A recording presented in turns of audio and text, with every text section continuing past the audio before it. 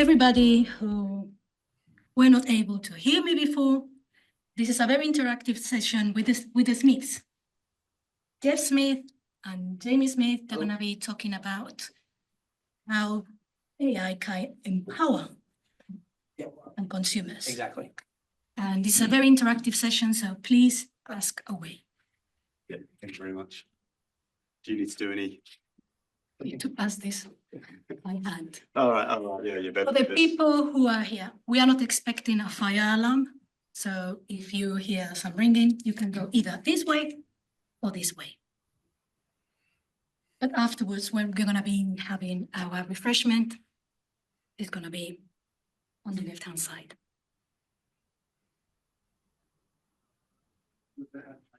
So now I'm going to start with this event, and I'm going to leave it to Amy and Geoff. You take the clicker. Well, I'll take the clicker. Are you going to? I'll do some chit chat. Yeah. You go for the chit chat. Yeah, I'll do some chit chat. So and welcome, and thank you very much for attending. And this is, as Maria has said, it's part 2 of the era of empowerment, where we're looking at evolving sets of technologies that you may or may not be aware of around, personal digital stores, digital identity, AI, digital twins, and how these things all interplay, and how they'll give us sort of an evolution of web. And in part 1, for those that weren't here, and a reminder for those that were back in November, we investigated kind of the evolution of super apps and domain apps, and how personal information management stores play into that. We had a wonderful presentation and a demo from St. to Data Sapien. I'm Geoff. I'm a professor of digital ethics and trust at Loughborough University, and I'm a lead for data protection for boutique consultancy called Logic. And I have a very good friend of mine here, Jamie. We're not related, although at times I feel like I am sometimes, because it's interesting, Smith, and we're in a similar mindset. So I used to live in Scotland, so I don't know. Maybe we are related. I don't know. But sorry. Jamie has very much been involved in the forefront of some of these things for over a decade around customer empowerment technologies. He is a founder of Customer Futures. If you do anything else this evening, log on and find Customer Futures as you do a weekly. In fact, the link's there. He does a weekly blog and sort of publication, just explaining all of the things that are happening. And there is a huge amount going on in this space at the minute. It is changing almost exponentially. It is exponential, obviously. That's all that. So I think, without further ado, I think what I'd like to do is, we've got a question on the slide here, and I think, Jamie, if you sort of present some of these things. Yeah. As you get questions, and this is the same for the guys online, just start to put your hand up. We'll try and run a Q&A at the end. Yeah. But actually, as you get to things, it's probably better to try and keep a lively conversation going on, and go through this in a similar vein to how we did the first series. So yeah, what if AI was on the side of the customer? Brilliant. Thank you, Geoff. You're very well. Thank you, Maria. I mean, there's so many different ways to open this conversation, but this question that I put up is really at the heart of why I think AI is both exciting and also terrifying for all of us. During when the combustion engine was created, Industrial Revolution, the first thing we did with it was replace all the animals in the mine. We gave it to businesses to improve more efficient. It took quite a while for those machines to make it to people, small enough and safe enough, lower cost. And the same things happen with AI. AI has been around for 30 years, longer, but insurance companies have been using it for decades to work out how to charge you the right price based on using machine learning and all these AI techniques. And what's happened, it feels recent only because they made a chat interface available. AI has been around for a long time. And the chat interface means that people like you and me can use it because we've now got natural language understanding. So we can now chat to them. That's why it feels like for us mere mortals, it feels like AI has just arrived on the scene, but it's been around for a while. But the question is, businesses have got AI already, but what happens if we apply some of those really clever AI tools and apply them in your daily life as a patient. Right? Not as a doctor trying to do a diagnosis, but actually me looking at my behaviors and patterns across my whole life and helping me make decisions or plan a holiday. Rather than booking.com, using it specifically to help me upsell that particular hotel in that particular area. What if I don't want to go back there again because my wife doesn't like that place? Right? Booking doesn't know them. So if I apply AI on my side, what does that mean? So that's what we're going to discuss today. And I think there's a whole question about what does personal AI mean? Where does it live? How is it going to impact our customer experiences and so on? So for those who are listening online, shout at me in the comments. I can see them on here. Or, you know, in the room, this should be a conversation. Rather, I think it's a really bad outcome if I just talk at you for 25 minutes and then I get, you know, plain faces and I don't know if it's working or not. So let's talk and make it conversational. I've got a clicker, which is very helpful. We have a question already. Yeah, please. Yeah, go for it. So, I will question the last couple of words there. Yeah. Is the customer victim? Right. Because in a sense, all the high-tech companies that have collected a huge amount of data on us Yes. are monetizing it Yes. and using the AI to just make it available to influence what we decide or think about. Yes, there's a good part where we get the information to help us make a decision in a positive way. Yeah. But on the other hand, it's also the marketing and Exactly right. we are So, being victimized. so for those who are listening online, the point the gentleman's making in the room is that right now those AI tools are often being used against us in some way because it's about pricing or a recommendation that serves the business and helps them make more profits rather than us as individuals. The example I always talk about is maybe the recommendation should be don't get the mortgage, don't buy the shoes because you can't afford them or you don't need them. And a company is never going to make that recommendation because it's going to act in the interest of its shareholders, quite rightly. But we need AI on our side to help make those decisions. I just wrote today on the customer features post. Yesterday, I put it on LinkedIn. I was in my car and I turned on the engine and this is not in the slides. I'm going off script. My screen on my car showed me a new privacy policy. And it said, you know, you've got to update the infotainment or whatever. It's all just made up rubbish. And there was pages and pages, including the email address of the Chief Data Protection Officer, IKEA. And not only is it a terrible customer experience, but I can't make sense of it. And typically terms of service and privacy policies are written for lawyers by lawyers. And you should know because you were Data Protection Officer. Yeah, done millions. Yeah. Right. So the point is, that was a terrible customer experience. I had no agency in that moment. I had no idea what it meant, what it stood for, if I was signing up to something or not. I decided to not look at it and accept later. They could have shown me a really cool little video, like British Airways do when I'm on my, you know, safety whistle and stuff. That was about the values and how they were protecting my data, and that if I shared it, they could offer me these other experiences. I'd build trust, maybe even might spend more. But they didn't. They chose to ruin the moment.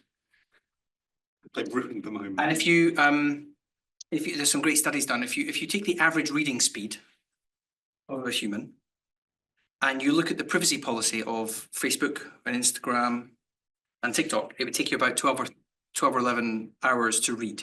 Yes. So they're not designed for us. They're not really there for us, right? So the language on here is about, and the session 1 was about empowerment. I don't feel empowered when I see that on my screen. So that's what this is about. Right? I can have an AI make sense of all those terms and conditions and go, here's the 3 things you need to know. And there's that joke, you all I'm sure aware of. I'm eating well into the time and I'm going off topic, but this is important. There's a joke of AI, you've seen the kind of cartoon, which is like, you know, please write me, here's my 3 bullet points, turn it into a long email and send it. And then the other person says, I've now received my long email, use AI to turn it into 3 bullet points. So the joke is we're using AI, it's ridiculous. But it's very good at compressing large, complicated documents into something understandable. Why can't we do that for terms of service? Privacy policy. Come in. Hello. So So that's the point, right? That this whole thing, this whole conversation is about AI on behalf of the individual.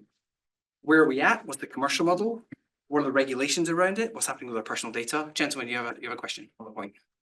Well, it's really thoughts, really. I mean, I'll repeat it for those listening online. So if you're, I'm also going to say one. Sorry, go on. Yeah, I'll repeat it and then we can chat. it's really a thought. It seems to me that the example that you gave, which was a really pertinent example and very valuable, was really an example of human intelligence. I doubt if AI if AI was significantly involved in the decision making to field that document to you at that point in time. Yeah, agreed. And so my thought is, I mean, I've been interacting with AI for a long time, and I'm stunned by the abilities of generative AI and the new new research tools that are coming out. Absolutely stunned. I never believed it would be as good as it is.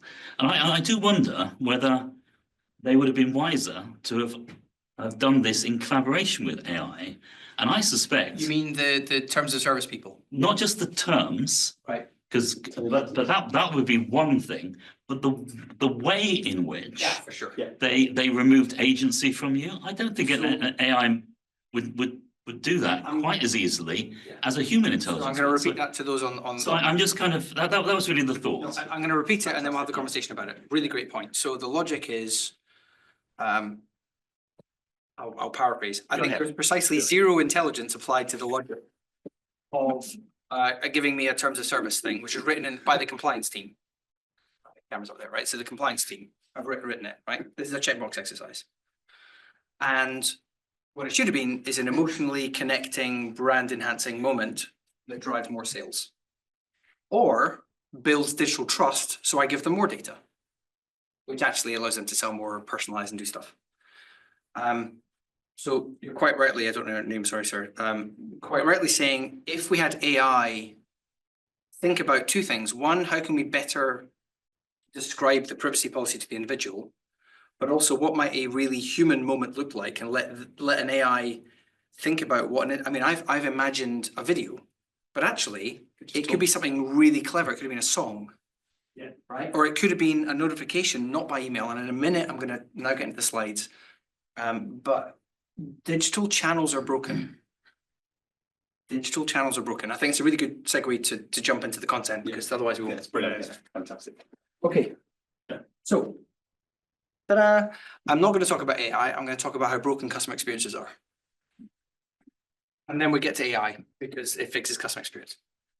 So, I want you to imagine, in fact, I don't need to imagine because you all have done this, a healthcare provider or a pension company or insurance or bank, and they sent you an email and it says, we have a really important message for you, but we can't tell you what it is. You've got to come and check the inbox in your account, right? So imagine your insurance. Has that happened to anyone either online or on the phone or here, right? So you get an email and the insurance company says, we've got a really important email, but you have to log in to read the message. Okay, so I've now got an inbox in the insurance company. Okay, I've got another inbox in with the bank, another inbox. So it's already fragmented and horrible. So I follow the link, right? You follow the link and it takes you to the website and you log in. But guess what? It's your insurance company or your healthcare provider. And you very rarely log into that company. So you can't remember your password. And so you want to read the message, this important message. And you say, well, why can't I see the message? It's because they don't trust email, right? Email's untrusted, right? Anyone can send me stuff. Anyone's got my email address. Pretending to be the insurance company. So I'm now on the website trying to log in. I can't remember. So I go through password reset, right? So my favorite expression here is password reset is the new login. Okay. So I reset and I say, well, where have you sent me the reset? Oh, it's your email. Okay. So I'm now back in my email, the one they didn't trust, to reset the password so I can get back in, which is really ridiculous. But they're really clever because they've also got a one-time password because I remember to be secure, which by the way, SMS is not secure. It's a 6-digit code to my password. So I'm now on a message, right? I've got I'm on my phone. I've now got my one-time password from this insurance company. And I'm doing all this to get to this important message that they said they can't tell me what it is, so I can log into the inbox. Oh, because, so I got my message and there's also a link in the message, which I hopefully is from the insurance company. I don't know, but it is, and I'm trying to find out. So I click on the link, which has got that you can log in here. And of course, they've done some clever wizardry, which means it doesn't take me to the website, it takes me to the app. So now I go to the app store because it says, oh, your app is out of date because they're an insurance company or a healthcare provider or a bank. They're regulated and they've got to fix patches and make sure that the security is up to date and everything. So the app's out of date. So I've got to go and download a new app. So now 3 minutes in, and I've got this complete mess of a customer experience. So I eventually download the app, I do the password and the selfie and all that stuff, and then I'm in and I want to kill myself. And I get to the message, the really important message, and it says, we've updated your privacy policy. Yeah, sign. Right. Not even that, just we've updated your privacy, or here's a summary of the account that you don't care about and don't look at every. Right? So a complete, back to, it's like my car dashboard thing, a complete waste of my time. I'm feeling more frustrated. Brand trust has gone down. Value's gone down.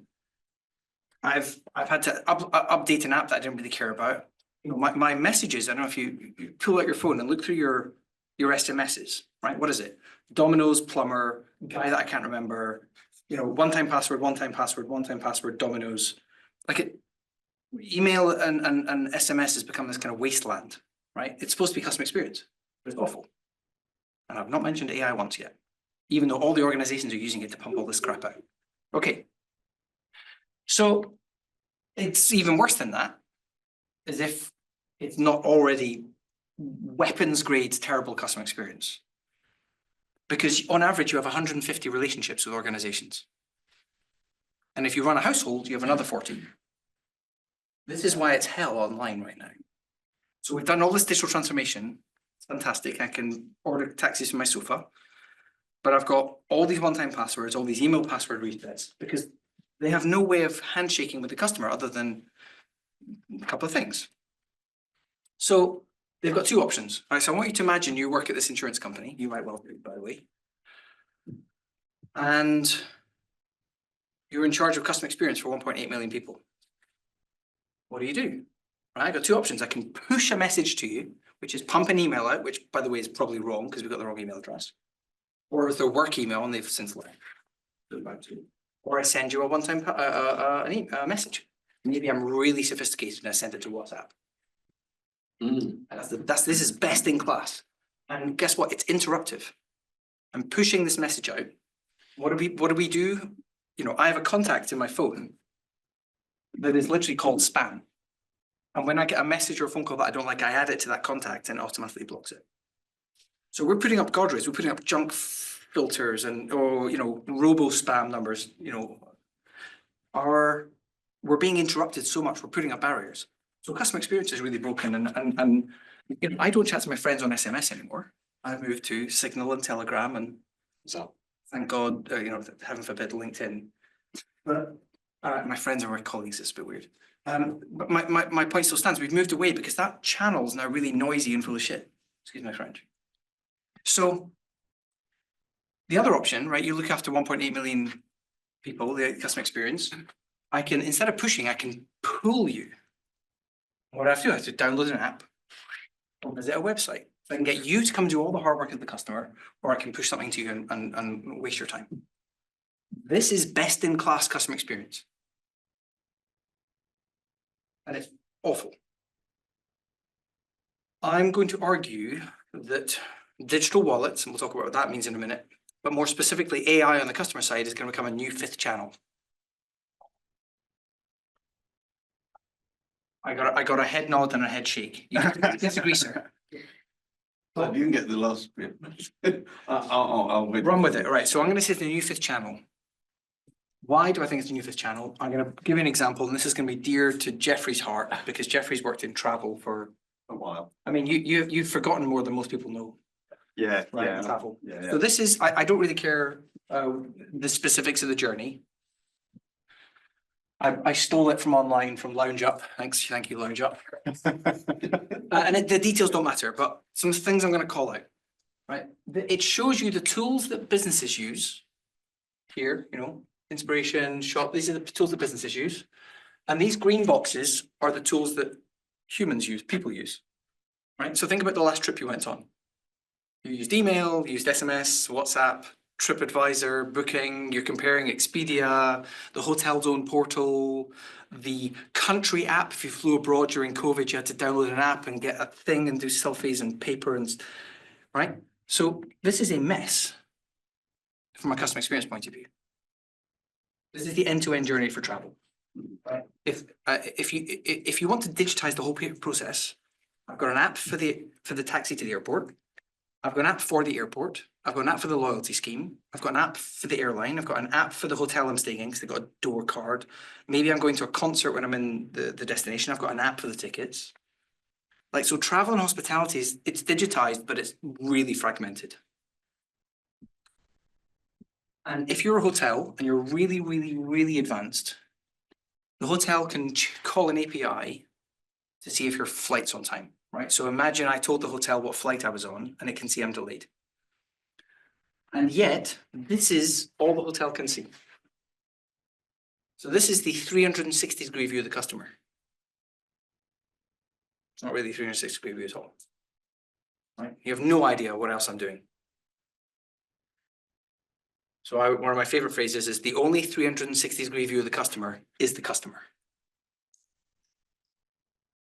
Right? So if you give the individual their own AI, what if I could have some automation on my side? So if there was digital trust, that's a huge big leap, and I'm a specialist in digital trust and digital wallets and digital identity and reputation. And right, I work with the airlines on how to put a boarding pass and a passport and a selfie in here. You can do seamless travel. I know a lot about how you can actually make this trustable when you can cross the border and stuff. COVID certificate on here. But if I create an AI, I could say, hey, my assistant, I'm going to call it the Geoff bot. I love that. I'm going to say to my Geoff bot, just check me in. If you think about what a hotel needs, it has a well-formed thing it needs to check me in, right? My government document, my high floor, do you want a late checkout, all that stuff. And an airline, there's a kind of nice product, like it's a protocol literally of like, are you carrying weapons? No. Do you want an airliner thing? There's a connecting flight, there's some information, here's what's your loyalty number, all that stuff can be well formed. So I can have an AI on my side that connects to the airline. And I can say, just check me in. Now, maybe there's some screen that says you need to now consent to it, and it's your face and fine, tap. But that was check-in. And imagine if I'm in the sky and some travel disruption, my agent could just, rather than having to do some sophisticated things, my AI agent could fire off an email to the restaurant saying he's not going to make the hotel, or he's not going to make the table you've reserved. Yes, Mary. We have a comment from John in here. This sounds like AI in my space being my automated personal assistant. John, you're 100% correct. Yeah. We call them different things. You know, there's a spectrum here, chatbot to AI assistant to digital assistant to personal AI. If you go to customerfutures.com, Bill Gates wrote a really good paper on this whole thing on an automated PA. Bill Gates wrote it 2 years ago. He's right about 80% and wrong about 20% of it. And I've gone through and explained where he's right and wrong. And in there is, the whole website is about this space. And it's about how trust is not going to work, what the commercial models are, how regulation is going to apply, GDPR and everything else, CCP in the US.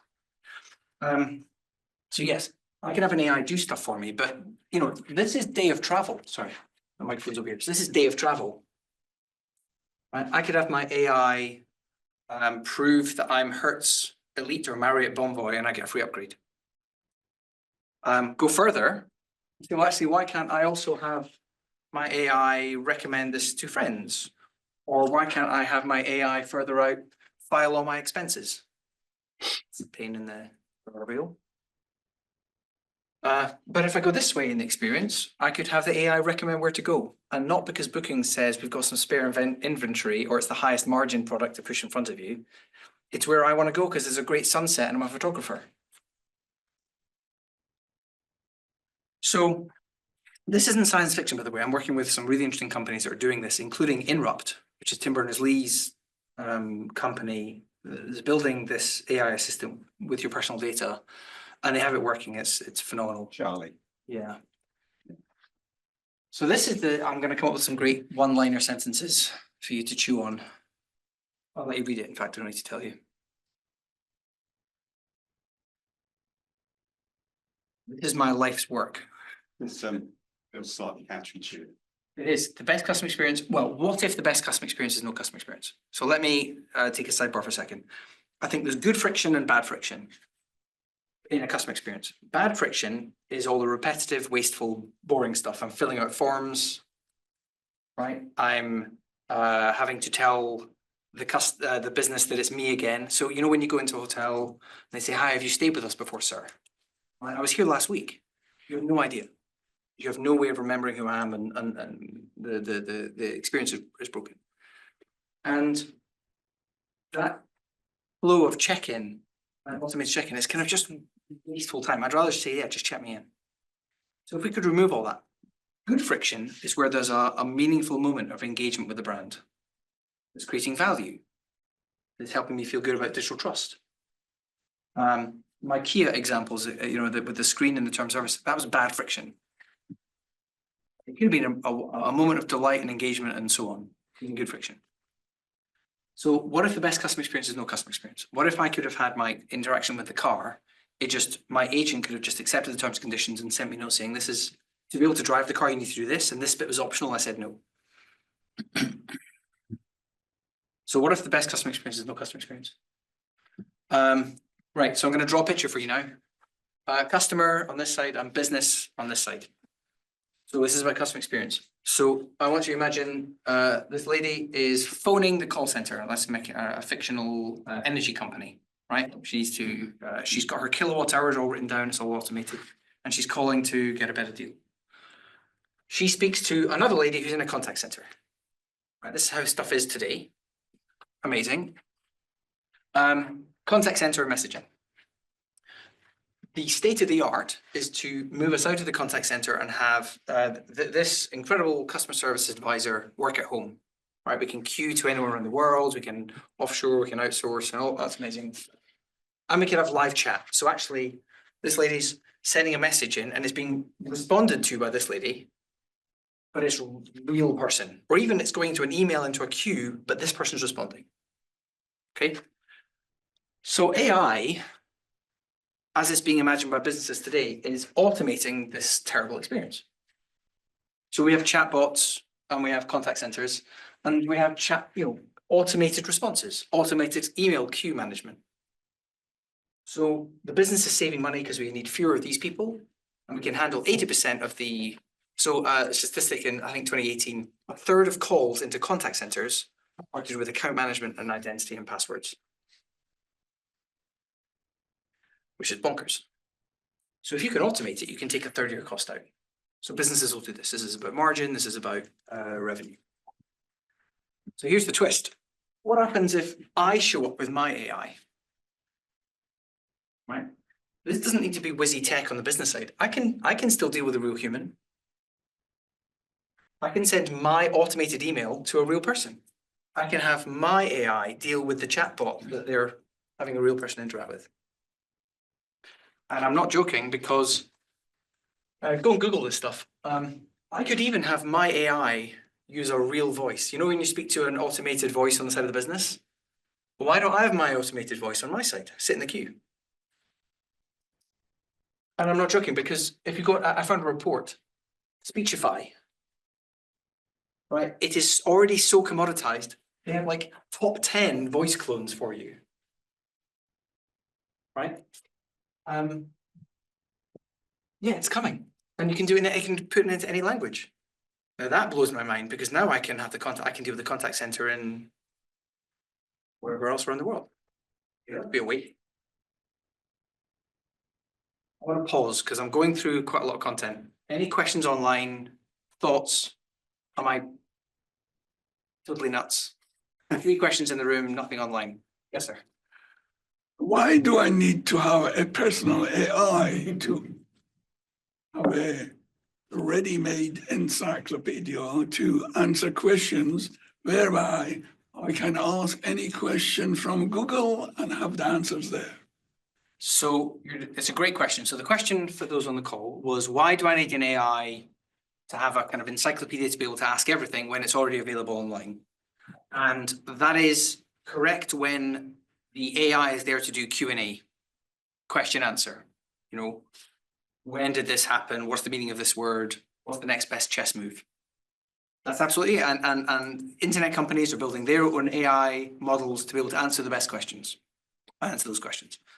I'm talking about AI on my side, which does something different. I agree, this personal AI, let's call it that, my Geoff bot, could answer generalized questions of the internet. But the one that you're describing that businesses have, they can't stay on the phone and wait on the phone for an hour while I'm waiting for the insurance advisor to call. Right? That AI that you're describing is really good at question and answer. It's not very good at representing me to update my address in an account. Or it's not very good at, have you changed address in the last 10 years? Yes. Okay. Was it a fun experience or was it a bad experience moving home? Good experience. And when you had to update your address details, can you describe some of the things you had to do with the companies to let them know you changed address? Well, I had to inform all the contacts Yeah. about my new address. And was that a quick process or a long process? I'm leading the witness a little bit. My point is you had to call every organization independently or go online and log in and remember your password to all those accounts. And you had to spend all the time doing it. Now that might be an exciting and worthwhile activity. But I would argue I want to be able to change my address once here with verifiable proof because I've got the estate agent and my land registry that proves I own the address or my landlord. And I say update. And my agent updates 127 companies. What I mean by that is it updates in Salesforce, Oracle, HubSpot, Sugar, and Zapier and wherever else. But I don't update that one, and that one, because that was when I booked a stag do and I had a hostel in Wales who needed my address, but I don't need to have a relationship with anyone. So that's my preferred experience. If there's no reason why that, you know, if an individual wants to spend time interacting with every organization, that would be legitimate. You had a question and you had a question. Yes, or thought. So we were in part one and we had a great chat and I would assume certain assumptions. So let's move from that perspective. CRM expert, 25 years, seen everything under the sun to now we have ServiceNow. But you might have heard of White Veil by Alibaba, where the Chinese in the Far East have come in and they're already at that edge, Yeah. super edge. Yeah. So we've got the extremities. I'll have to repeat this for those online. We'll do that in a minute, but yes. So we've got the extremities of where we are now and what we're happening in the Far East, in the Chinese viewpoint, Yes. where everything is with a click. And I think it has to come with choice. Now, with marketing, which is driving some of the technological changes that we're looking at, we know that privacy and privacy by design is what the wallet needs. So your APIs could be a single API with a protocol that gives you access to what multiple end levels of capabilities. So Charles Sommering comes into a room, sees my face, knows my fingerprint, and I can gain access based on the protocol. Agreed. The challenge in here is about two things: the digital divide, accessibility globally, and agreement by all the countries to agree on that single protocol, which was back to where we started back in the first session. So I'm going to try and summarize that. So correct me Thank you. for those online. So the question was, this is great, but it might be narrow for one country, one use case. There's a question around privacy. There's a question around standards. How might this work across borders? And actually, if some nations, for example, in the Far East or China, have designed it one way, that might be in tension with another country and how they want to empower their citizens or not. Yeah. Okay. Thank you. Great questions. Let's put it at the end. Open source, open standards, digital trust, commercial model, like in whose interest is the AI acting? our report to this, but let's come back to it. I think brilliant questions. Thank you. And the gentleman in the third row also had a question or a point. Well, it was actually to agree.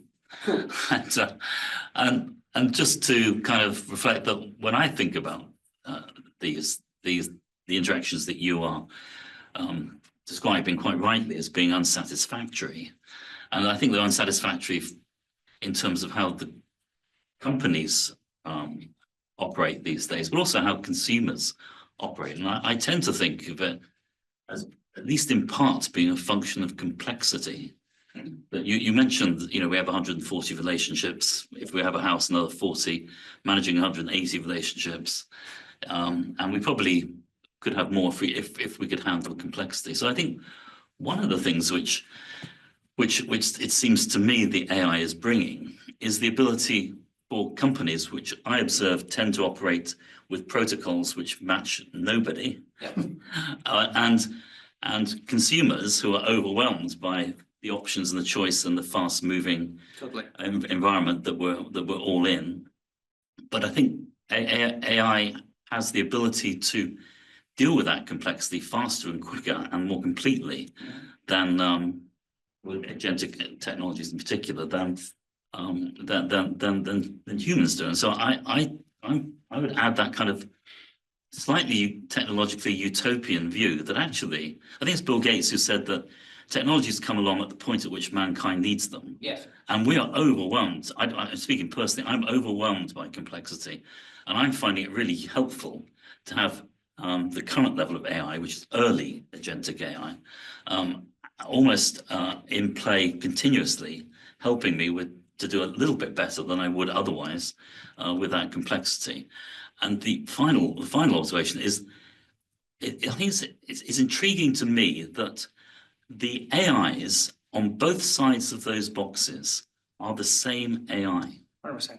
And that I find intriguing, that actually it's the same technology which is learning about, in one case, how to be helpful in a corporate contact center, and in the other case is learning how to be helpful as a personal AI assistant. But it is the same AI. Okay, so the 2 points I want to call out of that. One is this is going to be a function of complexity. So really complicated things where AI can help. And also the mirror nature of businesses and individuals. And I has a question online, which I'm going to repeat in a second. Could someone online say yes or no? Did you hear any of that, or shall I repeat it? Just a yes or a no in the comment would be helpful. Okay, excellent. Thank you, John and Sai. Okay, on the complexity point, 1992 or 3, Thomas Siebel created or invented the category of CRM, customer relationship management. And at that point, it was all Rolodex and paper, right? Where I have my customer accounts. And so the promise was like, I can just automatically pull up a list of the customers who are spending the most with me. But that was witchcraft. Right? Or if they change a phone number, it's just updated in the database, and so I know which number to phone, because at that point sales are still phone, right? There's no internet, no web. There was internet, no web. So my point is, it was witchcraft to the idea that a business could have touch of a button access to data records, right? And as a B2C business, they could have 1 million records automated. And I'm going to argue it's where we are now on the customer side. Right? I've got all those relationships, and it feels like witchcraft to just be able to update my address and everyone knows. And yet the tech is here, it's available right now. It's just we haven't deployed it yet. That's all. Forget AI. That is literally, can I have a record? And the reason they don't trust it is there's no endpoint for the customer. I'm going to go back. There's no endpoint for the customer. I go back. Oh, hang on. I know why. The reason businesses can't do that today is because of this. Right? Where does the individual update their email, update their address? I can't do it on the message side, email. I can't email a company and say I've changed my address. They won't trust it. And every different company has a different website and a different app. So I can't update. They're all siloed. Right? So our apps are millimeters apart on the screen, and yet are completely functionally separate instances behind the firewall of each individual company. So there's no endpoint for the customer. There's no digital endpoint that's trusted until now. So I can now argue, I can change my address once and I can let everyone know. I can give you my marketing preferences and I can let everyone know. So we're having a Thomas Siebel CRM moment. This is going to be CRM for people. We don't even need to mention AI once in that sentence. Okay, let's close it out. So I got here and said it's all automated. Ta-da! This is the punchline. Agent to agent. And now we're back to protocols. Right, these are all fighting it out. In fact, I'll give you even better. There's a brilliant, I put it in customer features, of course I did. There's a brilliant piece that was written about all the AI platforms, there's an exploding number of them. They each have a different commercial model. Is it per token, per chat, per conversation, per interaction, per channel? Right, there's at least 25, 26 different commercial models of how this is going to work. Forget protocols. Yeah. Right, in an AI world, the fight here is about, is it day, month, year, or month, day, year? Which is why standards take 10 years and we have to argue at a whiteboard. Fly to Germany and meet some competitors and agree how it's going to work.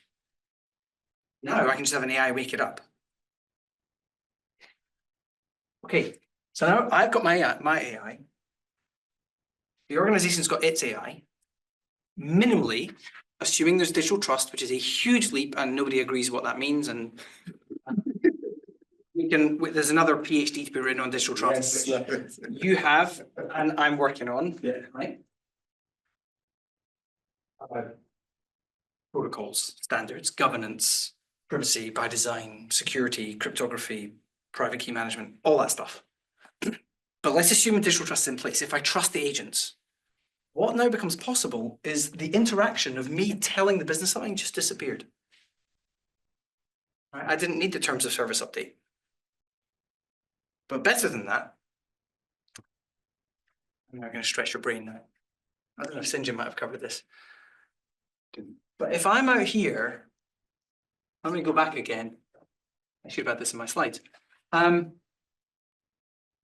If I've got an AI agent here and I say, I want to go on holiday next year. So in my example of changing my address once, I can let all these companies know. If I've got connections into all those companies, I can say, I want to go on holiday next year. I'm going to spend £1,000, 4 people. These are my dates of birth of my children. It's going to be between July the 1st and whatever. What have we got?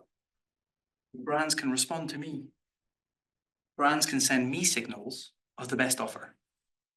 And that's not intermediated by Expedia or the hotel chain or anyone else.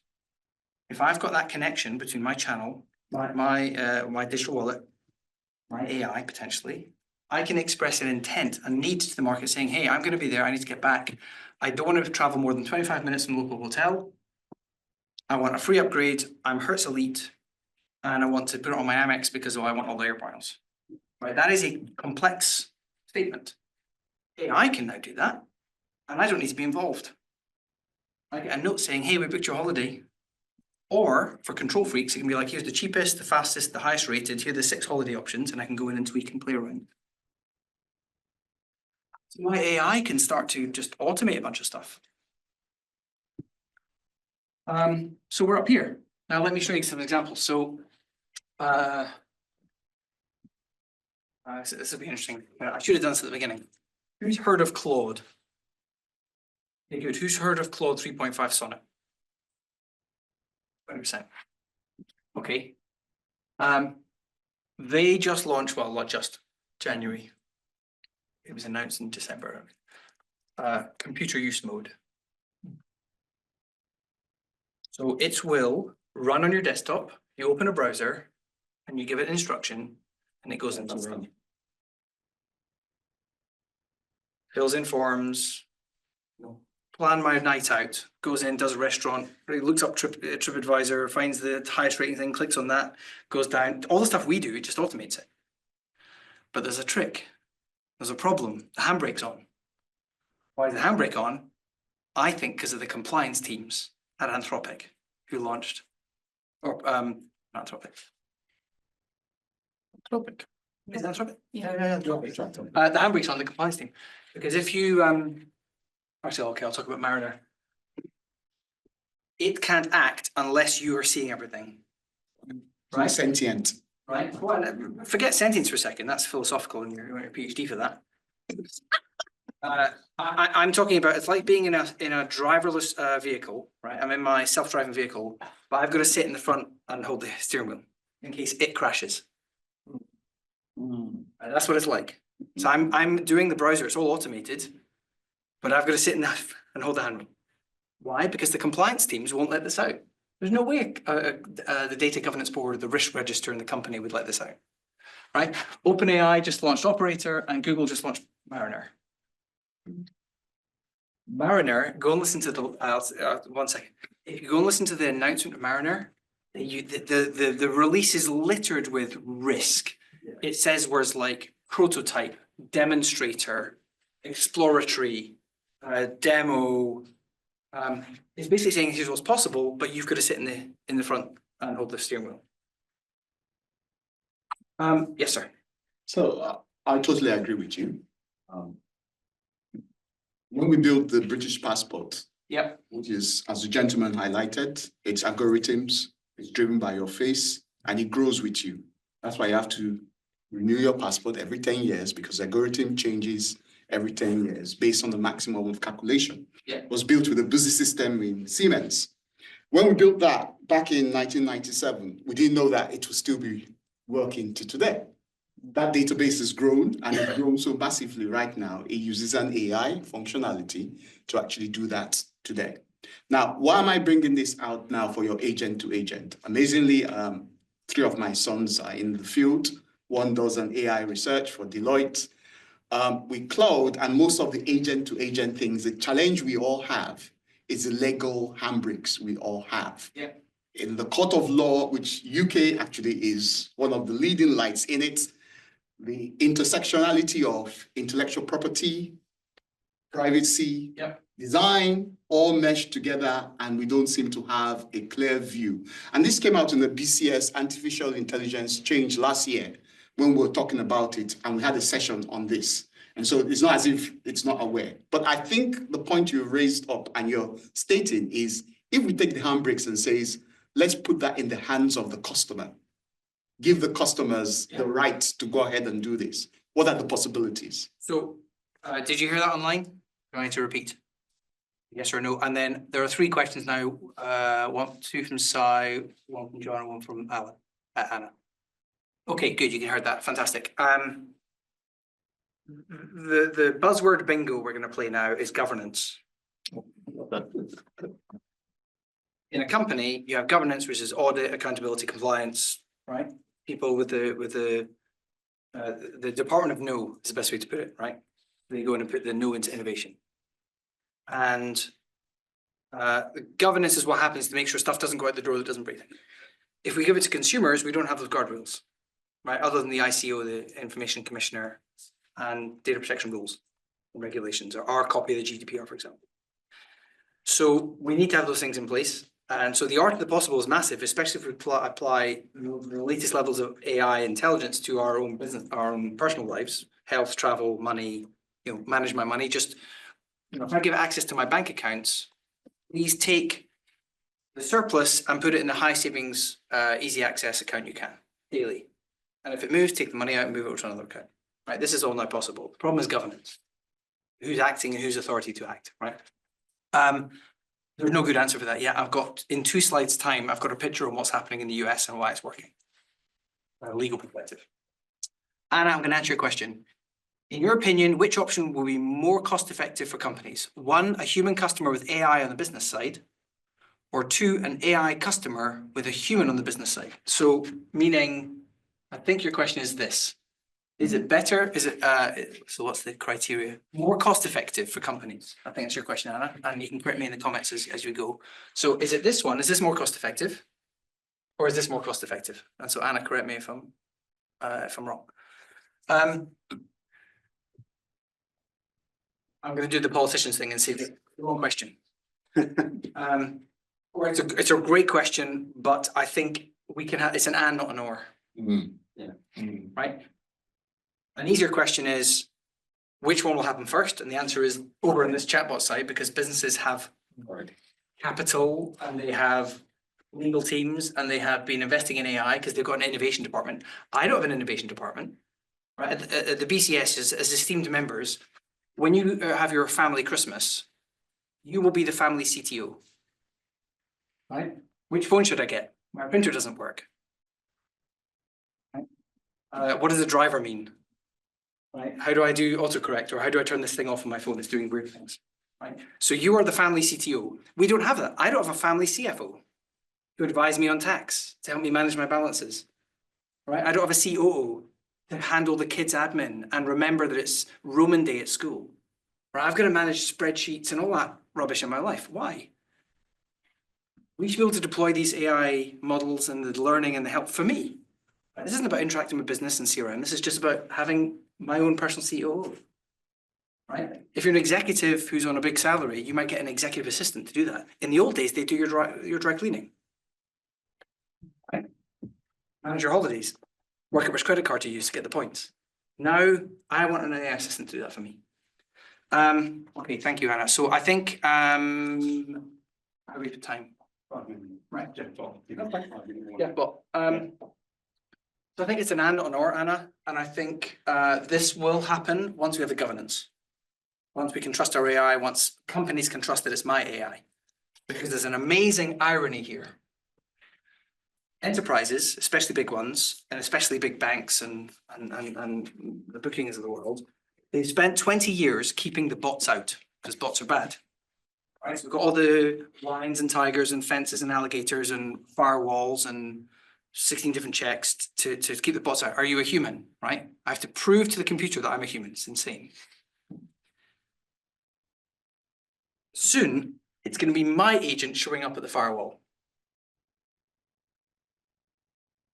So we're going to move from KYC, which is, hey, company, we're the controller, data controller. You little citizen. In GDPR, it's like the data processor and the subject, right? Yes. So in the new world, all these big businesses are going to get whiplash because we're about to do a 180 and say, is it Jamie's bot showing up at the door? Is that a good bot? We can screen the bad ones out, but I have to let bots in. Bots is the shorthand, it's clumsy language, but my point is it Jamie's agent, not just is it an agent. If it's an agent, is it a third party we don't trust? Out you go. So businesses are going to have a KYA problem. Know your agent. MasterCard is working on know your agent right now. Okay. Few very quick things to say. Gartner, who largely we don't trust, they make stuff up. However, that's true. Why not? It's fine, I'm just. Sorry, I mean, they ask everyone. It's fine, yeah. It's fine. They ask everyone. They ask all the questions. I mean, the ability to make predictions about where things are going is great. Yeah. But they can ask everyone Yeah, what the that's answer is and fine. then play back. Yeah, this- So my point is, with that health warning, they asked only 2 years ago, 500 or 400 executives, how long a machine customer would take for machine customers to show up at businesses. So at the light end, it's a printer ordering its own ink. The middle part is a car ordering its own service. And at the far end, it's an AI agent, which they were writing about. Half of them said 2030 will be a meaningful part of our revenue stream. The important thing I want to point out here is 25% of them said this year. Okay, I'll let you read that sentence because it blows my mind.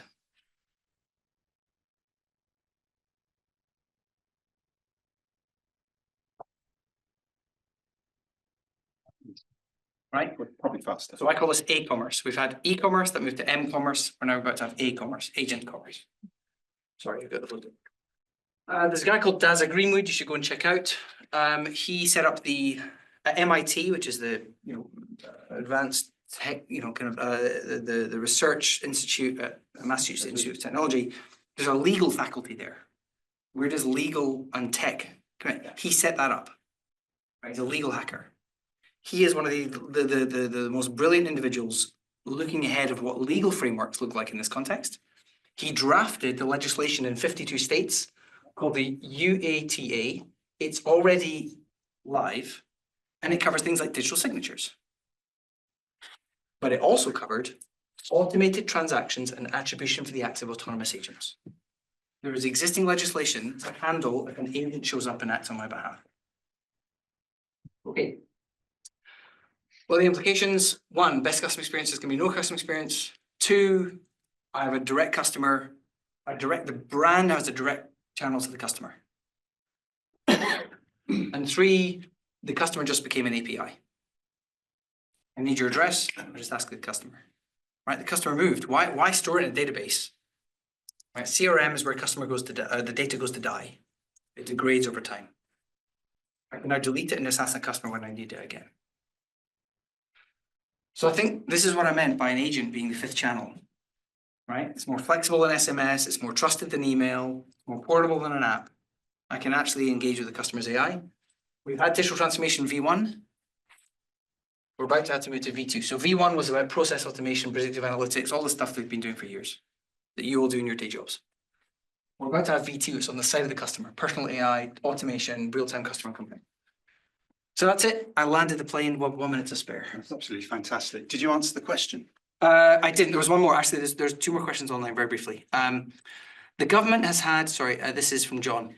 The government has had a single notification of death for a while. An early example of it should be 100%. Gov.uk has just announced a digital wallet in which will be your driving license and your veterans card and your universal credit and other stuff. I think there's some really exciting things coming out of government.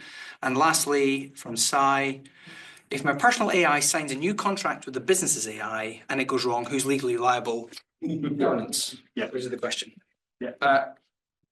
We should have a conversation over coffee or for those who want to hang around, but we should talk about data protection, security, open standards, commercial model, and so on. Yeah, wonderful. Thank you very much, Jamie. Anyone online, and for those of you in the room, if you haven't already, have a look at subscribing. You can do it through LinkedIn. It would be great if you've got further questions, actually, just to ask in LinkedIn, and we can get the conversation going. There's quite a rich community in there already looking at customer futures. So please. Okay, thanks. Thank you, Geoff. Thank you, Bray. Thank you very much. That was great. Thank you. The legal part is particularly interesting. Well, it's the biggest barrier to adoption because compliance teams will let it out, and I won't trust it unless there's liability. Is actually the answer. Liability. Who has liability when an agent acts on my behalf? There are frameworks and models being looked at it. I think the UK government's probably further ahead than most, but it's a really big question. I'd say, if I'm allowed one more sentence, there are 4 or 5 reasons why this is going to be slow to be adopted. One is user experience.